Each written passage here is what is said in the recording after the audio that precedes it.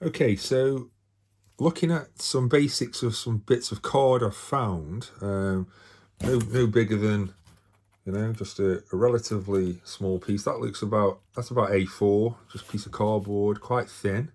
And I found some similar pieces, whether it's a shoebox or some old packaging. Just have a good look around, you'll be surprised what you can find.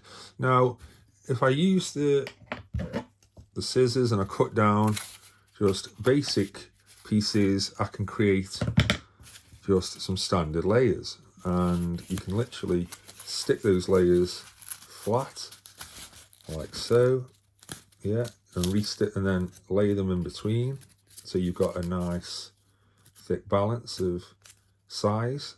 So that could be towards something like a chocolate bar or the center of a sandwich, maybe. Okay, keep the shapes and keep your ideas simple. It can be triangles, it can be a square.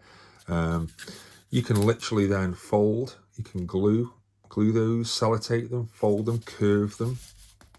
Okay, there's lots of ways you can manipulate these pieces of card. You can even then cut some more smaller pieces and then layer them up like so.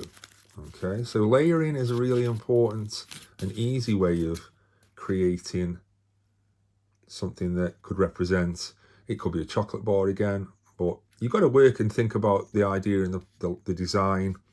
But these are just some of the basic layering, folding techniques you could use. Okay, so within the middle of some layers of cardboard, if it's corrugated is the inside. So if you literally just peel that back using some scissors to score, the edges there, and just have a little look, use them carefully. You can pierce through if you need to, all the way, or just very lightly peel back that top layer, and you start to remove those card layers. And then you can, by scoring, which is just making a very simple line or indentation, you can peel away some layers as well. Okay, so those edges there of the corrugated, you might want to use this for the insides to create what looks like maybe some crisps or something that's rippled. Okay, so think about the shape of that. If you cut that into an oval shape, okay, and then peel that away, you can get the technique of that. So this is a piece from a corrugated roll, and again, this can be manipulated,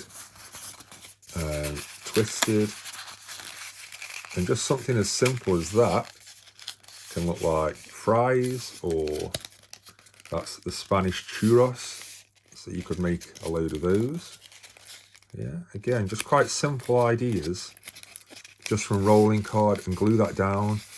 It could be a flake, chocolate bar, could be 2 flakes, or a ripple, looks like Cadbury's. So you could put that in a package.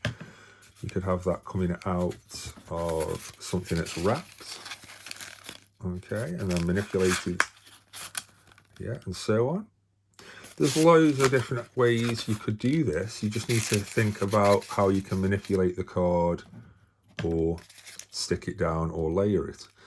So looking at these little pieces, okay, if you want to use corrugated, remember the bottom of a cupcake is going to be rounded maybe. Yeah, so think about how you could use that shape there. That could be stuck on, layered up on the side of card. Okay, so that could literally go along the edges, like so, at the bottom, or that way in positioned. So think about how you could curve and use these pieces in multiple layers. Okay, so layering is a really good way of doing that. So thinking about how you can stick them together. Now, just using basic toilet roll and snipping away at, so a toilet roll there, you've got a standard toilet roll. You could make something as simple as onion rings, or little bits of salad, or something to fill a sandwich, and then you've got your basic shape. Cut them at different thicknesses. Got yourself lots of maybe little pieces of onion rings. It could go on a burger or, again, on a sandwich. So something quite simple as that. You could then use the rest of those little pieces. Use the toilet roll, fold it. You could fold it into a little piece and then have that going round. Put it inside and then manipulate this shape, glue it or fold it and create little miniature sweets, or could look like something like a sausage roll even.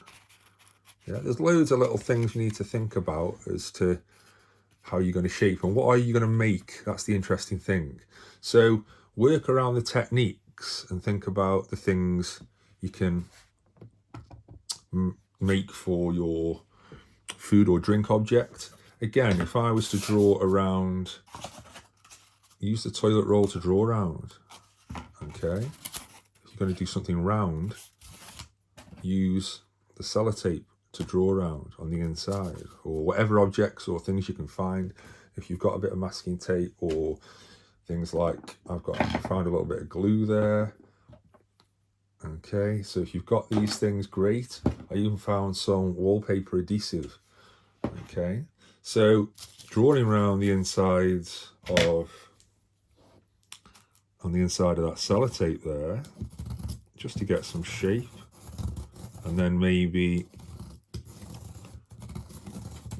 could that be used then for maybe some sort of a biscuit, or if I cut around that and peel that off, maybe I could use it the shape of a tomato. Okay, so just think about the uses of some of the basic pieces you've got. Yeah, think about cutting away. Think about folds. Think about repeated folds, whether it's on square edges or box shapes. Yeah, think about how you could glue them and position them.